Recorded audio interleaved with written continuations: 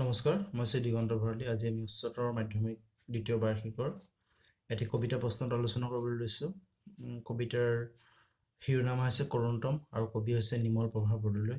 আৰু নিমল প্ৰভা বৰদলৈৰ বিষয়ে মই আগতে কৈ গৈছোঁ। কৰুণতম কবিতাৰ যিখিনি বিষয়বস্তু সেইখিনি মই কৈ গৈছোঁ যে কবিৰ স্মৃতি কিদৰে দেউতাক আৰু মাকৰ দ্বাৰা কিদৰে গভীৰ স্মৃতি জীয়াই আছে তাকে কবিতাটোৰ মাজত ক'ব বিচাৰিছে। আৰু কবিতাৰ যিখিনি অন্তৰ্গত আৰ্হি প্ৰশ্নটো আছে, আৰ্হি প্ৰশ্নটোখিনি আমি আজি আলোচনা কৰিম। প্ৰথম প্ৰশ্ন আছিল অতি চমু প্ৰশ্ন, প্ৰতি প্ৰশ্ন মূল্যাংক 1। প্ৰথম প্ৰশ্নটো আছে নিমল প্ৰভা বৰদলৈ প্ৰথম কবিতা পুথিখনৰ নাম কি? আৰু নিমল প্ৰভা বৰদলৈ প্ৰথম কবিতা পুথিখনৰ নাম হ'ল বনফৰিঙৰ ৰং। নিমল প্ৰভা বৰদলৈ কোনখন পুথিৰ বাবে সাহিত্য একাডেমী বঁটা লাভ কৰিছিল? তেওঁ সুদীৰ্ঘ দিন আৰু ঋতু নামৰ পুথিৰ বাবে নিমল প্ৰভা বৰদলৈ সাহিত্য একাডেমী বঁটা লাভ কৰিছিল। কৰুণতম কবিতাটোৰ কবিৰ কোনখন কবিতা পুথিৰ অন্তৰ্গত? তেওঁ দিনৰ পাছত দিন নামৰ কবিতা সংকলনৰ পৰা সংকলিত হৈছে। কৰুণতম কোন শ্ৰেণীৰ কবিতা? কৰুণতম নামৰ কবিতাটো আধুনিক কবিতা। নিমল প্ৰভা বৰদলৈ কবিতাৰ এটি বৈশিষ্ট্য লিখা। নিমল প্ৰভা বৰদলৈ কবিতাৰ বৈশিষ্ট্য হ'ল নগৰীয়া জীৱনৰ প্ৰতি বিদ্বেষ আৰু গাঁৱলীয়া জীৱনৰ প্ৰতি আকৰ্ষণ। খ নম্বৰ আছিল চমু প্ৰশ্ন, প্ৰতিটো প্ৰশ্ন মূল্যাংক 2 অথবা 3। নিমল প্ৰভা বৰদলৈ 3খন কবিতা পুথিৰ নাম লিখা। তেওঁ বহুতো কবিতা পুথি ৰচনা কৰিছে। তাৰপিছত দিনৰ পাছত দিন, সমীপে হোৱাৰ অন্তৰংগ। নিমল প্ৰভা বৰদলৈ 2খন গীতৰ পুথিৰ নাম লিখা। সোণবৰণী আইৰ সুৰীয়া মাত, সেয়ে তেওঁ 2খন গীতৰ পুথি। নিমল প্ৰভা বৰদলৈ গৱেষণা গ্ৰন্থ 3খন নাম লিখা। দেৱী, শিৱ আৰু সূৰ্য।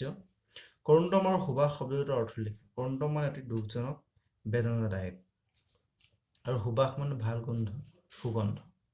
5 নম্বৰ প্ৰশ্নত আছিল কৰুণতম কবিতাৰ আধাৰত আধুনিক কবিতাৰ 2টা বৈশিষ্ট্য লিখা। আধুনিক কবিতাত কাব্যিক বাক্য ছন্দবদ্ধ নকৰি মনৰ ভাৱ প্ৰকাশ কৰা হয়। আধুনিক কবিতাত আধ্যাত্মিক চিন্তা চৰ্চাক ওলাই কৰি সাম্প্ৰতিক সময় আৰু সামাজিক দায়বদ্ধতাক প্ৰকাশ কৰা হয়। গ নম্বৰ আছিল দীঘল প্ৰশ্ন, প্ৰতিটো প্ৰশ্ন মূল্যাংক 4 অথবা 5। প্ৰথম প্ৰশ্নত আছিল কৰুণতম কবিতাৰ নামকৰণ তাৎপৰ্য বিশ্লেষণ কৰা। উত্তৰটো হৈছে ডক্টৰ নিমল প্ৰভা বৰদলৈ কৰুণতম কবিতাটোত গ্ৰাম্য পৰিৱেশৰ প্ৰতি গভীৰ আকুলতা ভাৱ প্ৰকাশ কৰি ৰচনা কৰিছে। কবিয়ে আহিনৰ পথাৰৰ সেউজীয়া গোন্ধৰ নাকত লাগিলেই যেন খেতি কৰি জীৱিকা নিৰ্বাহ কৰা দেউতাকৰ লৈ মনত পৰে। একেদৰে দোকানৰ জাপ ভঙা গামোচাৰ সুবাসতো যেন কবিয়ে শিপিনী মাকৰ স্মৃতি বিচাৰি পায়। কিন্তু পৰিৱৰ্তনশীল সময়ৰ গতিত যেন সকলো সেউজীয়া পথাৰৰ শিপিনীসকলৰ তাত শালৰ মাকো মৰা শব্দ কেতিয়াবাই নোহোৱা হৈ গৈছে। এনেদৰে অভাৱনীয়ভাৱে স্থানীয় উৎপাদনৰ পৰিৱৰ্তে আমদানি কৰা সামগ্ৰীৰে আমাৰ জীৱন চলিবলৈ লৈছে। সেয়েহে কবিয়ে নিজস্বতা হেৰুৱাৰ শংকাত বৰকৈ চিন্তিত হৈ পৰিছে। মাকে যিদৰে কবিৰ কাৰণে গামোচাৰ মাজেদি অস্তিত্ব কঢ়িয়াই আনিছে, তেনেদৰে কবিৰ নিজৰ সন্তানৰ মাজত অস্তিত্ব থৈ যোৱাৰ কাৰণে সচেতন হৈ পৰিছে।